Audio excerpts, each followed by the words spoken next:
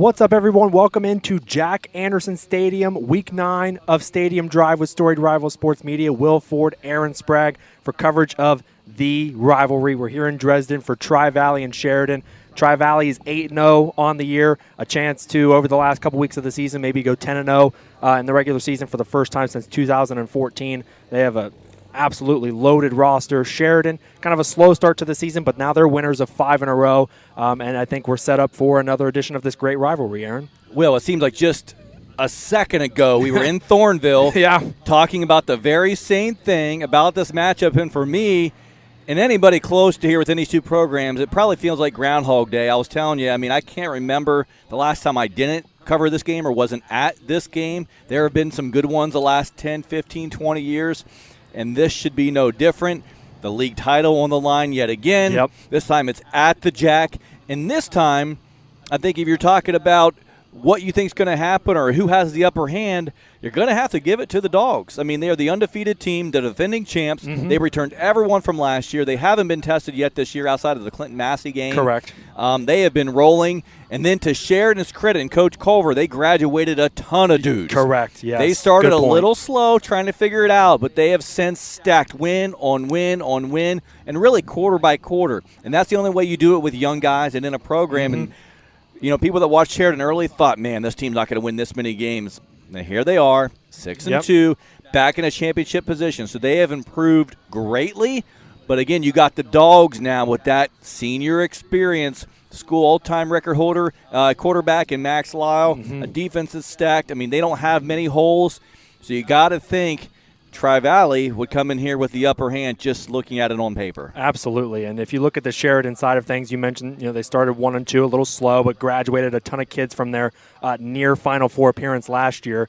But I think the turning point in their season was that John Glenn game. John Glenn had been playing really good football up until that point in the season, and they go into New Concord and take them to overtime and win at 23-17. And Coach Culver said that was really the turning point for us. There were plays in that game that were coin flip plays, as he called them, where if they go the other way, they probably don't win that game. And usually games don't come down to one or two plays, but in that game it certainly did, and it changed their season for the better. Well, I think it changed John Glenn's season as well. It did. Because, they went the other way. Right. They've had a hard time since that loss, kind of took their soul a little bit. Right. So they've doing some soul searching. John Glenn is at Philo tonight for Philo's senior night. But this game here tonight, Will, you can't say enough about this matchup. So historically, since 2019, these teams have traded wins. That's correct. Traded blows, traded punches.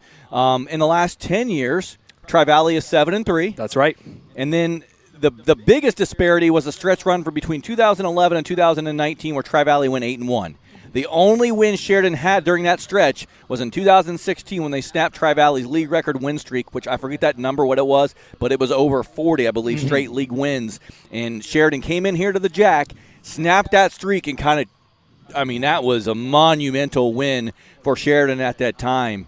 But since 2019, since things kind of leveled off a little bit with Coach Buttermore's departure and then Tri-Valley figuring things out without Justin Buttermore, that era being gone, now they've leveled back out, and it's become really back and forth every other year. And then last year's game was extremely memorable. Oh, yeah. 100%. There was a fake punt late in the third quarter, like on a 4th and short on their own side of the field for Tri-Valley. They convert on that. I believe they actually called timeout on that play, and so people thought they were going to punt it away. And lo and behold, they run the fake punt. That really changed the game, and then they were able to kind of keep control and win it. That one was 28-17. That handed Sheridan their first loss on the year. If you think last year, Tri-Valley, same scenario, just flipped. Tri-Valley was 6-2, and Sheridan was undefeated 8-0. And it's kind of the same thing, just role reversal here tonight. So, and last year in Thornville, it was senior night for Sheridan. Of course, Sheridan made a great playoff run. They picked up the pieces after that, but that really took the wind out of their sails. Undefeated, really were looking phenomenal. And Tri-Valley, not only did Tri-Valley win, they came from behind to do it. Right. On senior night, and really just stunned Sheridan. That was one that you could feel even as a fan just really took the winds out of their sails. Yeah, and for Tri-Valley, obviously they went on to lose to Granville in the Division III playoffs. Yeah, and Granville was kind of a little banged up at the time. They were missing Kyle Kirby and some others. But Granville obviously had a fantastic team last year, as they do this year. Sheridan came within one possession of taking Steubenville to overtime in that game to go to the Final Four. Of course, they have a storied program in Steubenville, but this game tonight, obviously Sheridan's played themselves back into playoff contention, and Tri-Valley, they're the big dogs in the MVL right now. No pun intended, because they're the dogs. But yeah, they're the top dogs right now. They're going to look to repeat tonight on their senior night, their final game at the Jack before they wrap up at John Glenn next week, and then enter the postseason. But, Will, this is why we do what we do. Yeah. This is why high school football fans exist. It's a super special night on the 18th of October, 2024, Dresden, Ohio, small town America. Both stands you see here will be packed to the gills to see what's going to unfold.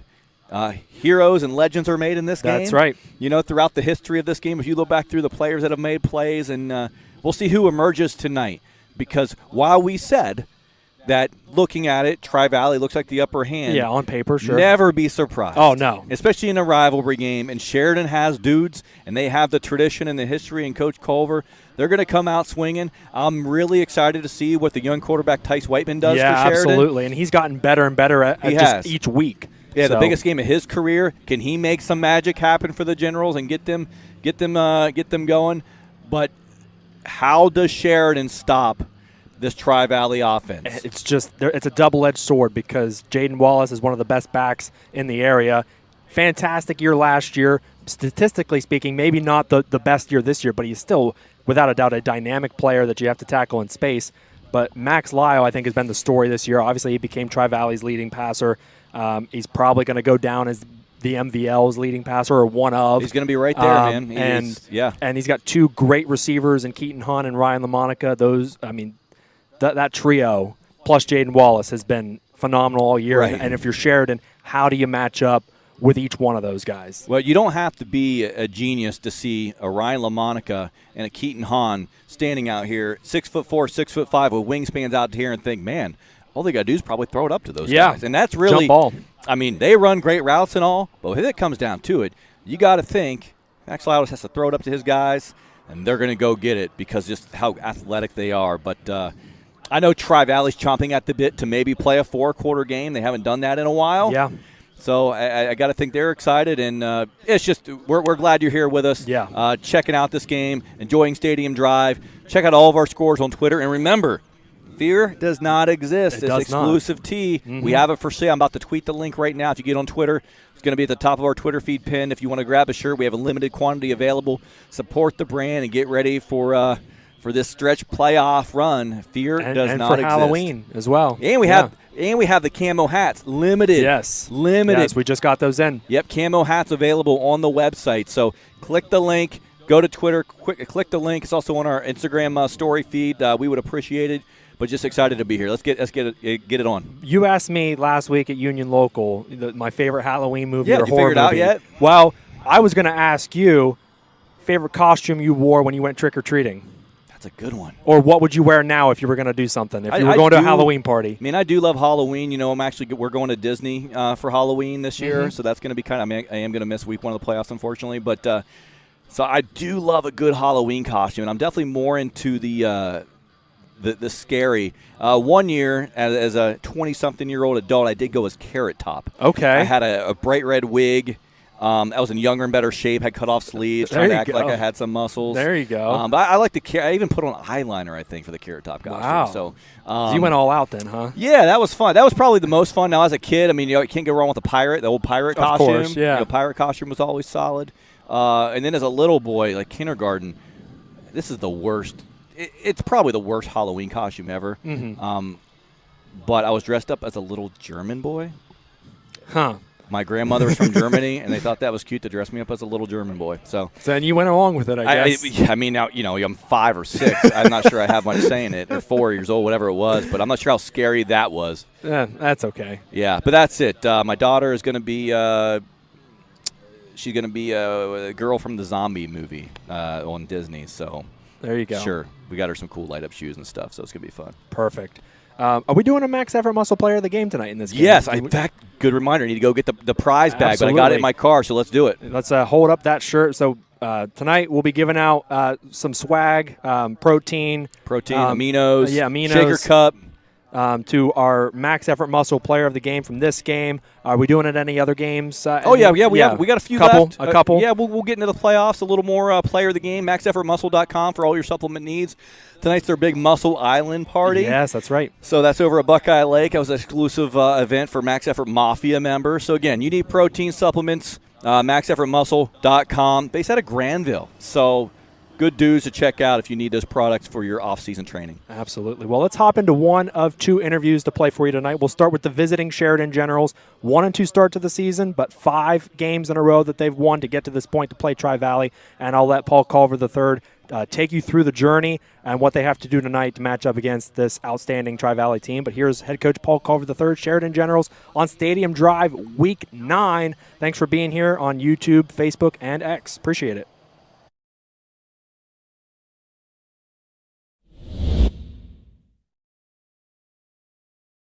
Perfect. Well, Paul Culver III is joining us, Sheridan Generals, going into Week 9, and it's the rivalry. It's Sheridan Tri-Valley, and we'll get into that here in a few minutes. But thanks, Coach, for your time tonight. Really appreciate you making time for us as always. But I want to talk about kind of the season in totality, because you started off the year 1-2, kind of a slow start, and maybe sort of understandable because you're starting a bunch of new guys on both sides of the ball, graduating a lot of kids from last year. You've got new guys everywhere, and at quarterback too. But 5 wins in a row, and it really seems like your team has kind of hit its groove now. I mean, did it just take a couple of games for those new guys and those new faces to gel on offense and in defense? Kind of what's been the story as you sit here now winning 5 games in a row? A big part of it is getting the kids to believe in, Coach Saban calls it the process, right? That we have a proven method for developing success, right? If you're really being specific about this season, I think in other years where we graduate 20 seniors, we might have a player or two that you can build an offense around. I think you can build a defense in most cases with program kids who will do their job, right? Defensive linemen that are good block destructors, linebackers that are excellent tacklers, flat defenders that are good RPO type kids, like the Swiss Army knife type kids, and then backpedalers that can defend the pass really well. But on offense, you need somebody, either a tailback who's going to carry the ball 20 times, a quarterback that's been there, done that.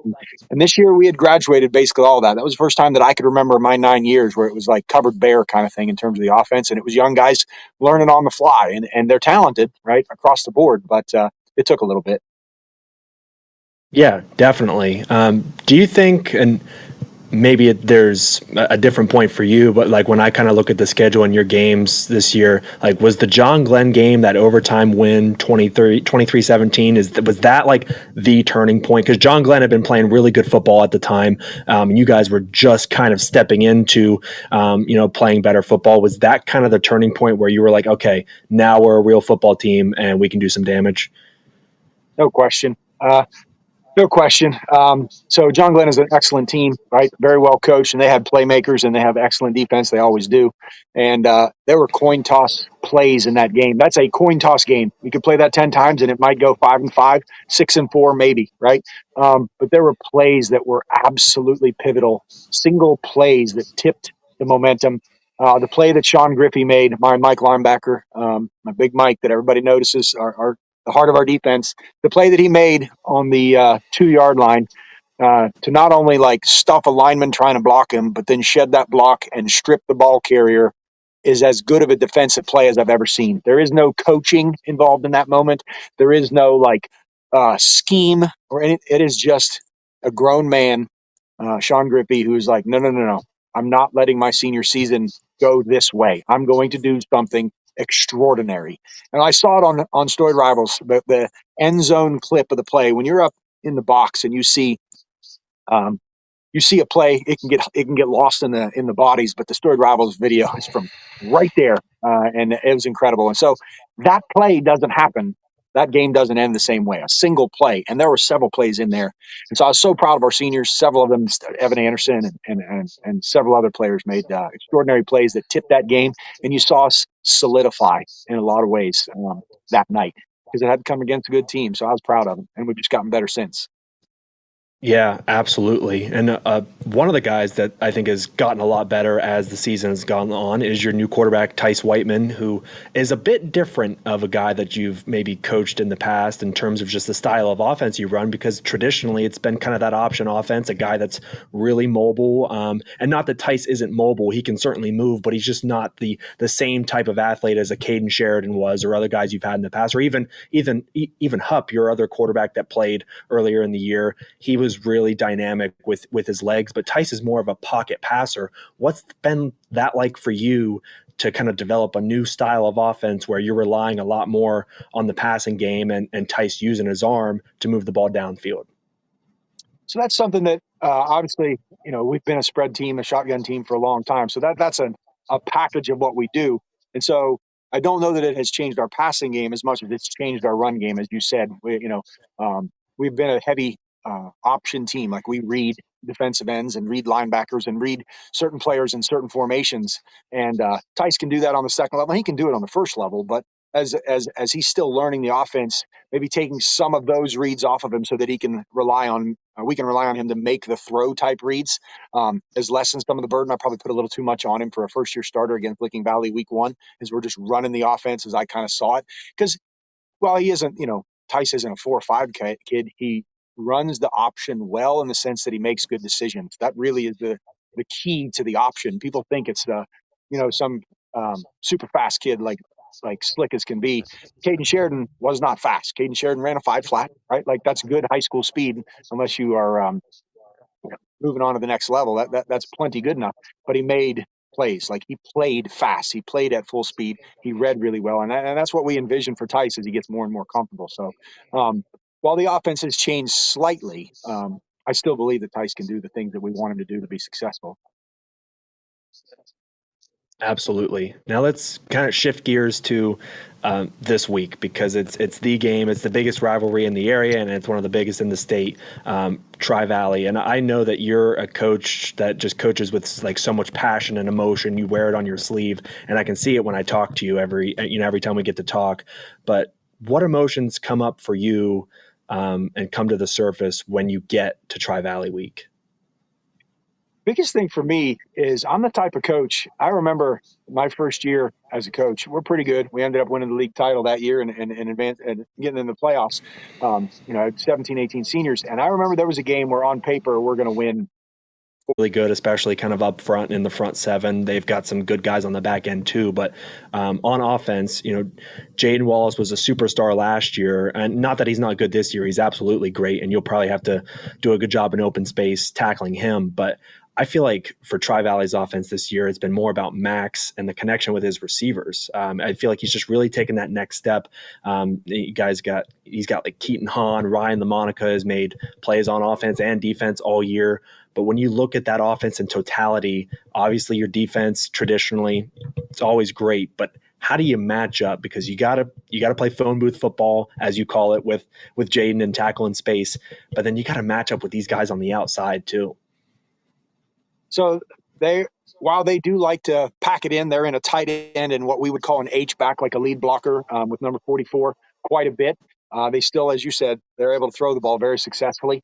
And so it's about matchups. Are their receivers excellent? Yes, but I got 2 excellent senior corners. I got an excellent junior free safety. Are they able to run the ball with success in between the tackles? Yes, but I got 2 senior linebackers that I'll put up against anybody anywhere around. And so while I take nothing away from Tri Valley, because as good as their kids are, their staff is better. That takes nothing away from their kids. The Lyle Bull is probably going to go down as the MVL's all-time leading passer, which is extraordinary. He's putting himself up there with the all-time greats. And Wallace just turned us inside out last year, and Hahn made big plays. And I'll say this: it's not very often I know the other team's names. I don't mean to take away from other teams we play. I know their numbers, right? But I don't really pay attention. I know these kids' names. I know their linemen's names because they just have football players at every position, and their staff does such a great job. So we have to play assignment football. I'm constantly talking about where's your gap, what's your job, stop doing too much, what's this, what's that, and then same thing flips around on offense because their defense is every bit as good as their offense. Absolutely. Yeah, it's going to be an absolutely insane and exciting game to watch. Another edition of this great rivalry, and I really appreciate you taking us inside the emotion, but also the X's and O's, and just talking about your team and getting to this point. So, thanks so much, Coach, for joining our show. I think it's the first time since the preseason that we've actually gotten to talk. So, as good a time as any. But thanks a bunch, man. I always appreciate talking to you. Always a good time. Thank you.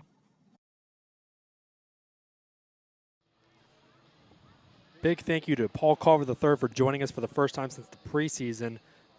Just super thoughtful, insightful, and I feel like a great storyteller for this season for football for the Sheridan Generals. And you look at Tice Whiteman, first-year starter for the Generals.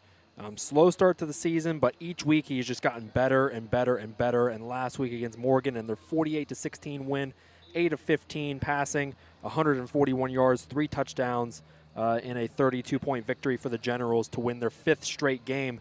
And that, I mean, when you look at Sheridan, when they started the season, I mean, they graduated, I think, what was it, 18 kids on both sides of the ball. That team that almost went on to the Final Four last year, played really close with Steubenville, which is just a legendary program. When you graduate that many kids, it's difficult to start a following season basically from scratch, and you got to figure out what kids are going to play where. It's a really difficult thing to do, especially when, and you heard him talk about it, you don't have some of those catalyst pieces on offense like a quarterback or like a running back or even an elite wide receiver to kind of lead your offense, carry your offense. Defense might be a little bit easier to plug in just a bunch of new players, but offense, you might need a guy or two to kind of allow your team to hit the ground running. And it was a bit of a slow start, but they've won 5 games in a row, put themselves back in playoff contention, and they're in a fight again for the league title in the Big School division. And they're going to take on this Tri-Valley team now, led by Cam West. We'll talk to him here in a second. They're 8-0, and it's potentially going to be the first time since 2014 that they may go undefeated in a regular season. Obviously, they've got to get through Sheridan here tonight, and then Week 10, of course. But they're focusing on this game tonight against their bitter rival in Sheridan. And although they're bitter rivals, there's there's tons of respect between Coach West and Coach Culver, and Cam is going to talk about that here in a few minutes. The respect he has for not only Coach Culver but the entire program, because Sheridan is the team to beat every year because they've been so dominant historically in the MVL over the course of the last 20, 30, 40 years.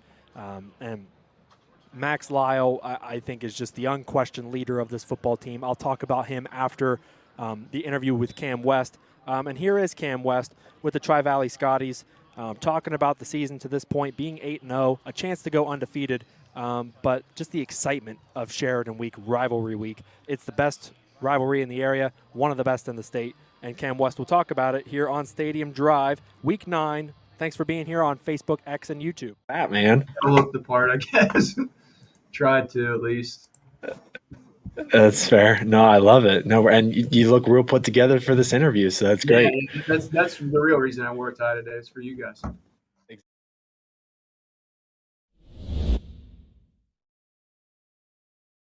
Cam West, Tri-Valley Scotties, 8-0 going into Week 9, joining us on Stadium Drive this week. Thanks for being here, Cam. I really appreciate your time as always, man. And I mean, I want to start with the game last week against Philo.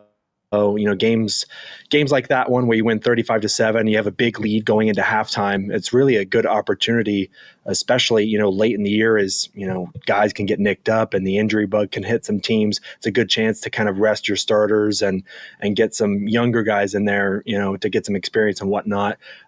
What was that like for you on Friday to, have that big lead going into half, and were you able to pull some starters and kind of, what was that like for your team? It was good. I thought we executed really well in the first half.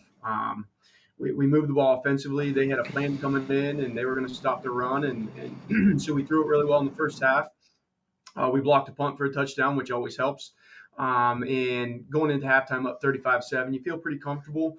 And we came out with our starters in the second half, and I don't think our starters played real well in the second half. I think we kind of got content and made some mistakes in the second half, and penalties kind of killed us in the second half.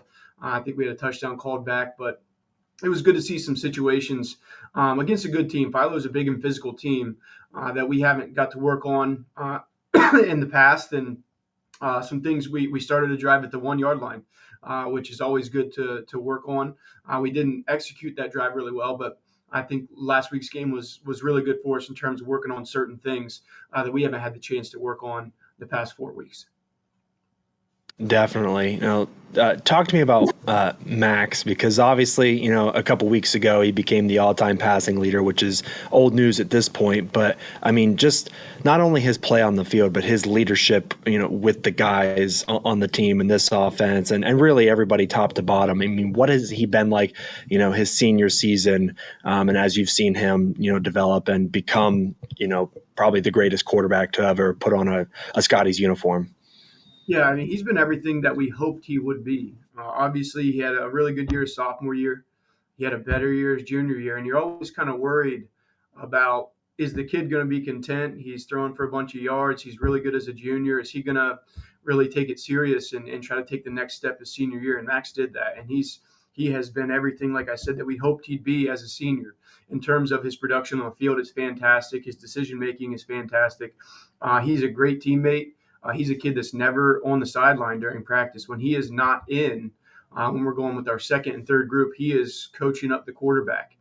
So he is really a coach on the field, not just during games, but at practice. So to have a kid like that who's well respected amongst his peers and who really takes his role serious and helps out the younger kids. He knows he's kind of taken the two young quarterbacks under his wing, and which is a really good role model for those kids to see how things are done, and especially at practice. Obviously, not anyone, but he could go out on Friday nights and throw for a bunch of yards and then not do anything at practice, but that's not Max. Max is a really good leader and a good teammate, and we're fortunate to have him.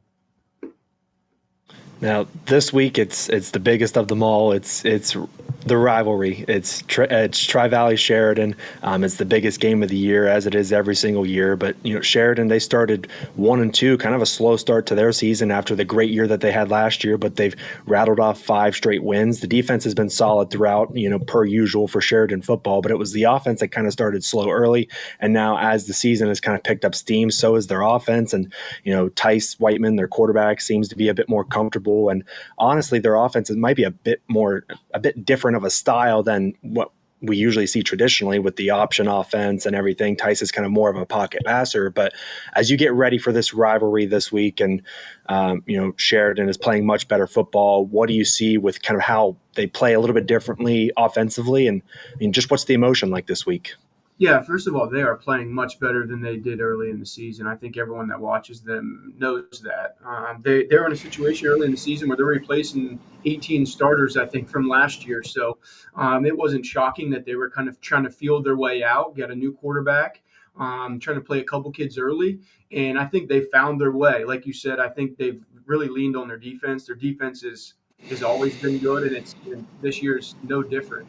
But offensively, they are different than Sheridan teams we've seen in the past. They're still good. They're big and physical up front. Tice can throw the ball. He's a capable passer of the football, and I think it's going to be a challenge. And our kids are going to be ready to play, and hopefully we make enough plays to win. And that's what it's all about. We're kind of focused on. We have been focused on us for the past 5 or 6 weeks, and we know what we need to work on, and so we're going to focus on those things at practice, and obviously game plan to try to stop what Sheridan's good at. So it'll be a challenge. Our kids will be ready to go, and I told our kids yesterday, this is the way it should be. You should have to play well, beat a good team to win your league. I mean, so all the work that we've done led us to this point, and you should have to beat a really good team. We're fortunate that it's a home game, and we'll see where it goes from there. Does a week like this kind of give you goosebumps? Because obviously it's the rivalry, but then, there's a chance to win the MVL, Big School title as well. And you can kind of wrap that up over the last couple of weeks. Obviously Sheridan is playing, like you said, they're playing so much better as a team compared to the first couple of weeks of the year. Does this kind of really ramp up the emotion for you? Yeah, I mean, it does in terms of this is what high school football is about, and this is why I coach football. This is why kids should play football is to be in big games. And I've let our guys know multiple times that there are a bunch of teams around the state that just from me playing and kind of going through the years, but they do things the right way. I got a lot of respect for Coach Culver and their entire staff, and we're excited here at Dresden. Yeah, definitely. Now, I'm sure you're not really thinking about this, but, over the last couple of weeks here, with it's to do something that hasn't been done in Tri-Valley football since 2014, which is have a 10-0 perfect regular season.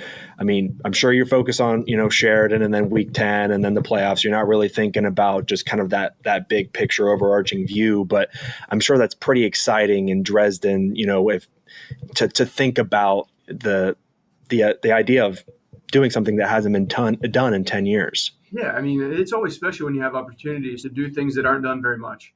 And that going 10-0, to be honest with you, is a goal that our seniors set at the beginning of the season. So we've talked about it. I mean, we've talked about going 10-0 and saying that every single step is a piece to that puzzle. And this is step 9 in our quest to go 10-0. So we have talked about going 10-0. We haven't necessarily talked about the rarity of it.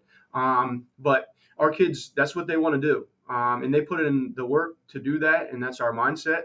And to go 10-0, we got to win week 9 first. So that's kind of where we're at right now. Laser focused on Sheridan, and this is step 9 into our ultimate goal of going 10-0. Of course. Yeah, absolutely. Well, he's all buttoned up. He's got the shirt and tie on today. So I appreciate you, Coach, for, coming on today, talking some football, man, and hyping up this rivalry because it's absolutely, without a doubt, the best in the area and maybe one of the best rivalries in the state. So thanks for hopping on today, man, and best of luck against Sheridan and your quest for 10-0. I appreciate it. Thank you guys so much.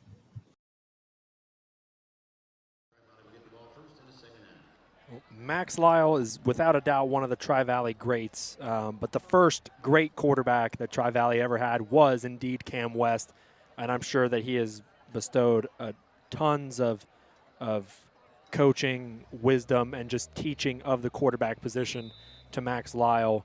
Max, a outstanding kid, an outstanding player, an outstanding leader for this Tri-Valley offense, but I'm sure he wouldn't be where he is without one of the GOATs, the OG in Cam West. But Max last week against Philo in their 35-7 win, which they were up 35-7 at halftime, cruised to a win, 13 of 24, 234 passing, 3 touchdowns, and of course that note at the bottom, he is Tri-Valley's all-time passing leader, has a chance to be the MVL's all-time passing leader when it's all said and done, but still a couple weeks left to play, so we'll see. But Max Lyle, fantastic player, one of the all-time greats, coached up by another all-time great in Cam West. And we've got about 30 minutes until game time here. The sun is setting here in Dresden, and so we're about ready to get this thing rocking and rolling. But before I take off for the night and get ready for what should be another classic game in this rivalry, we got to take you through the other games going on in our coverage area. So we'll start in East and North. And I believe we lost the live here for a second. I think more and more people are packing in here. Messing with my internet connection. There we go. I think we're back live now. So week 9 for Central and Western Ohio. Sorry about that. I think the internet's playing tricks on me here as more and more people fill in. It's getting packed here to the Jack. But Centerville is at Springboro. Upper Arlington hosting Dublin Kaufman. Scioto hosting Big Walnut. Grove City going to be at Gahanna. Grandview Heights on the road at Lucasville. Hamilton Township at Bloom Carroll. Olentangy Liberty and Hilliard Davidson, that's going to be a really good one in Columbus. They'll go to war. Jonathan Alder at Bell Fountain. New Albany and the Eagles hosting Pick North. Olentangy hosting Dublin Jerome. Olentangy Orange at Hilliard Bradley, and Westerville Central at Central Crossing. So that's the schedule for our coverage area for Storied Rivals Sports Media. But I'll wrap things up tonight. First of all, thanks for being here live on Facebook, X, and YouTube. We really appreciate your support all season long for this pregame show, hyping up all the best games in the area, and none better tonight than this one here in Dresden at Jack Anderson Stadium for the Tri-Valley Scotties, 8-0, a chance to go 10-0 over the last couple weeks for the first time since 2014. Lots on the line for them. The Big School Division Championship is on the line. Sheridan started 1-2. Weren't really sure, with a bunch of new players, 18 guys graduated, so you're inserting 18 guys into the lineup on both sides of the ball. Were they going to get back to top form? And it seems like they're pretty darn close, winners of 5 in a row. It's going to be a good one tonight. So thanks so much for being here. And make sure you follow us on all the socials, but on X specifically for highlights throughout the night of this game, but other games that are going on in our coverage area, all the teams that you're looking to follow. And we really appreciate your support. Happy Halloween, happy football, and we'll see you in Week 10 for Stadium Drive. Thanks for being here. Will Ford signing off for now, and we'll see you next week.